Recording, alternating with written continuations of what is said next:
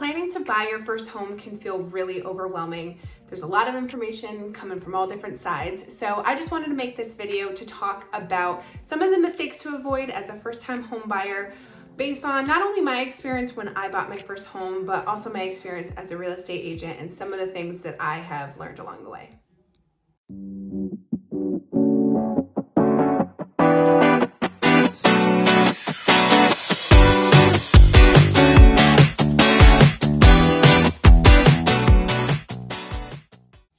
Hey, what's up guys? I'm Felicia, and for those of you who don't know, I am a real estate agent in the greater Hartford area of Connecticut.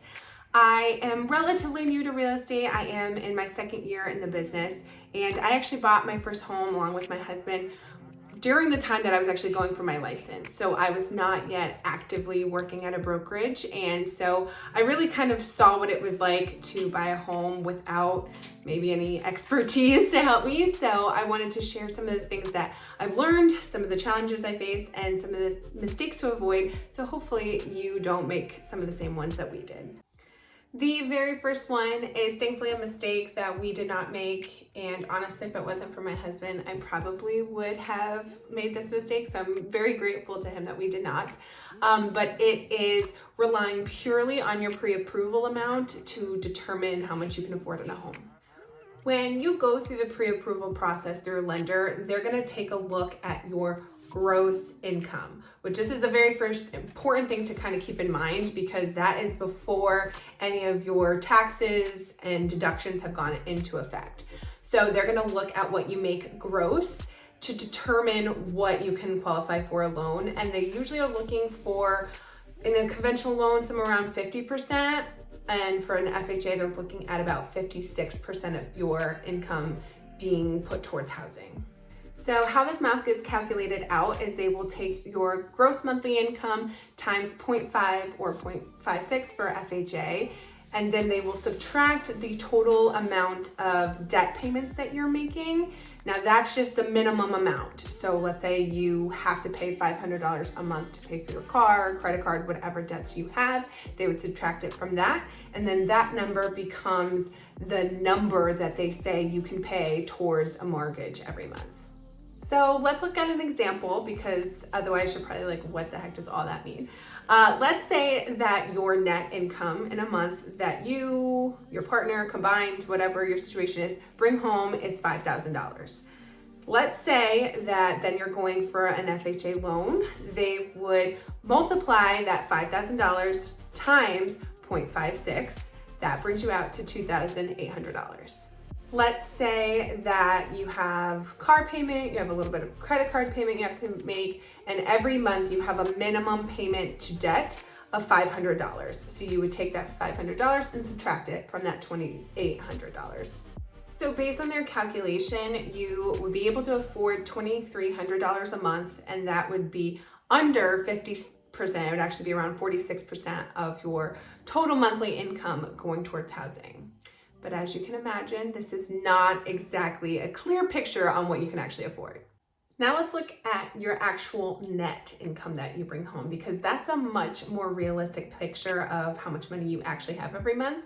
So let's say that after your taxes and all your deductions went through, you really are only bringing home $4,000 a month. Then if you apply the $500 that you owe towards all your debts, you're looking at only $3,500 that you have left over to pay every month.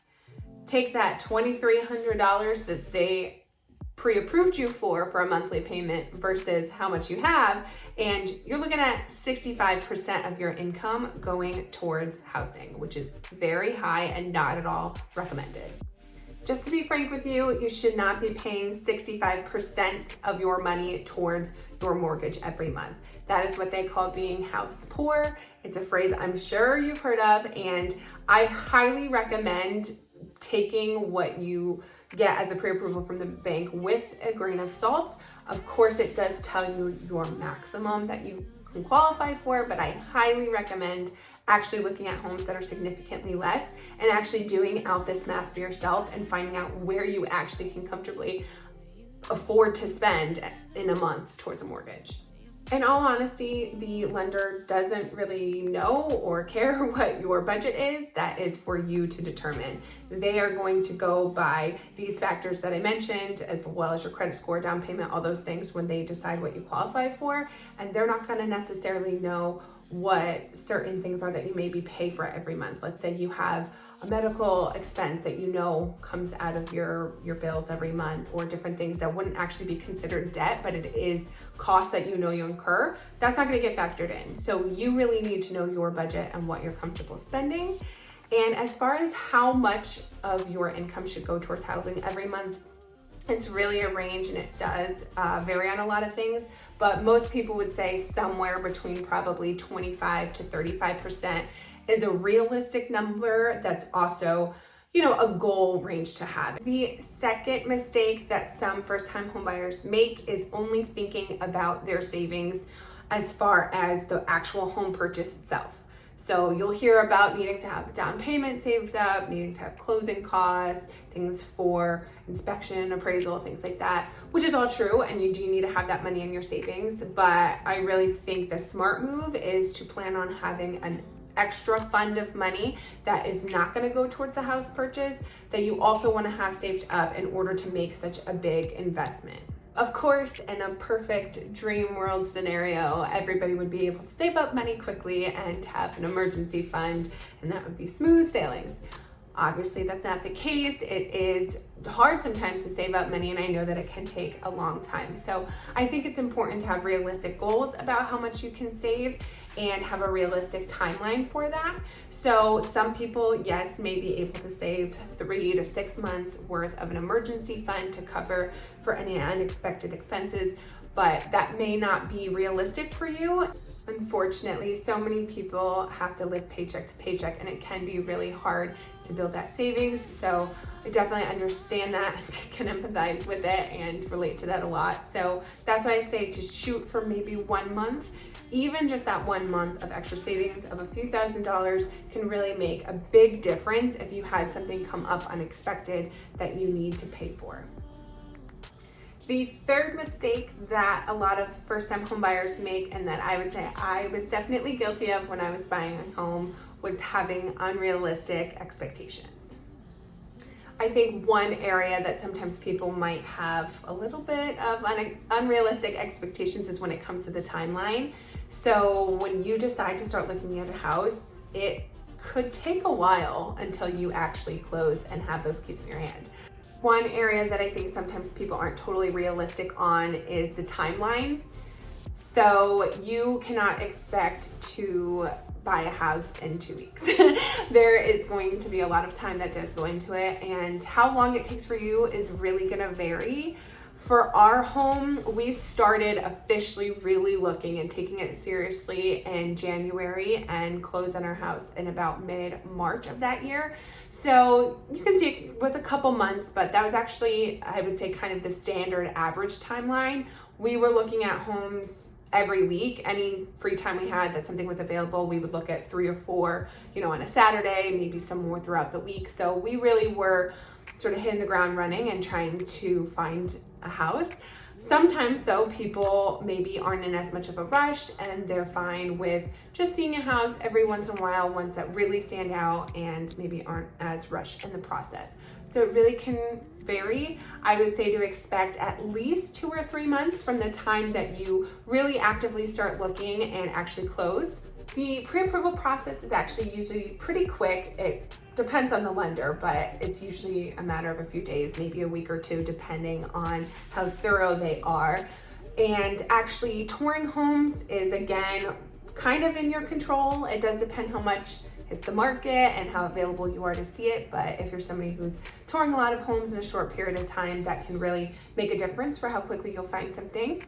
And then from the time that you actually submit an offer and it gets accepted, typically it takes a good 30 to 45 days for the loan to actually close, and that's assuming everything goes according to plan. So you can expect from start to finish to fall in that 2 to 3 months range total, if everything were to go according to plan. So that means if you're watching this and you realize, oh, my lease runs out at the end of the month and I'd really like to be in a house before then, Unfortunately, unless you plan on paying cash for the whole thing, it is very unlikely that that is going to happen. It's not even super likely that you'll find something you like in that short time period. So it's really important to manage your expectations and have a realistic timeline. And it also helps you with your negotiation power. If you know that you have some time, you aren't going to feel as rushed, and you're going to be able to take your time making offers and maybe won't make as many sacrifices, as opposed to somebody else who knows that they need to be out in 3 months, need to be in that home. You are gonna have to potentially make some sacrifices and be a little bit more aggressive in your offers because you have this deadline that is hanging over your shoulders. It is totally normal to walk into a home that is perfectly remodeled and just in mint condition and looks exactly like what you would want out of a magazine, and to just fall in love and feel that that is the home for you. But those homes are going to come at a premium. So those are the homes that you are going to have multiple offers on, are going to be listed at the top of the market range for that area. That is why I usually recommend that first-time home buyers look at homes that maybe need a little bit of work, maybe some cosmetic things, maybe just a little bit of updates and things, but that the bones are really good, because those ones you tend to get a much better value for your money, and you can actually save money just putting in some of that work yourself. So try your best to manage your expectations and to understand that this is your starter home, and it can become the home that you want it to be with a little bit of time and a little bit of money, over time. So don't expect to have perfectly flawless home that checks all the boxes. Be willing to make some sacrifices and to know what's most important to you and which areas you're willing to sacrifice on versus not. The last mistake that some home buyers make, that probably is going to sound a little odd and a little bit different than maybe what you've heard even me say or other realtors say before, but it's putting too much emphasis on building home equity to the point where you lose sight of what buying a home is really going to do for you. So building equity is, of course, a great thing, and it's one of the biggest selling points for buying a home versus renting. The majority of home buyers probably do not know exactly what to look for when looking for an investment property. And I think a lot of people just sort of think you can just buy a home and put a little bit of work in and automatically flip it and make more money. But the market's unpredictable, the cost of goods are unpredictable, and if you don't have the experience, or at least a mentor or somebody working with you with that experience on how to flip a home, I would suggest not factoring that into your decision about the home that you're gonna purchase unless you are an investor and you have some experience in that area, or at least somebody to work with you to help you navigate flipping a home. The main thing to focus on is what your life is going to be like in that home, and picture waking up in that home 5 years from now. Will you still be happy? Will you still be glad that this is where you've decided to invest your time and your money? Or are you going to wish that you went somewhere else because you had gotten so caught up in sort of the idea of it being an investment and not necessarily a home for your future? So think about what you plan to do with this space. Are you going to be growing your family? Are you going to get to work on your cars in the garage? Are you going to have room in the backyard to do the gardening that you enjoy doing? Those are the kind of things to think about as your number one priority for the home that you're buying. And then of course, from there you can look at, building the equity as sort of a side effect of home ownership. That is all I have for you guys today. Hopefully you can take some of these to heart and maybe avoid some of those mistakes that I've made and that others have made as well. And you'll be able to go into buying your first home confidently and feeling more prepared than ever. Thanks for watching. And I am going to tag some other videos that I have that are related to this topic. If you want to learn a little bit more about what it costs to buy a home and who actually pays for each part of the transaction and those types of things, I will link these videos, so be sure to check those out. And as always, don't forget to subscribe to my channel for more about all things real estate. I'll see you next time.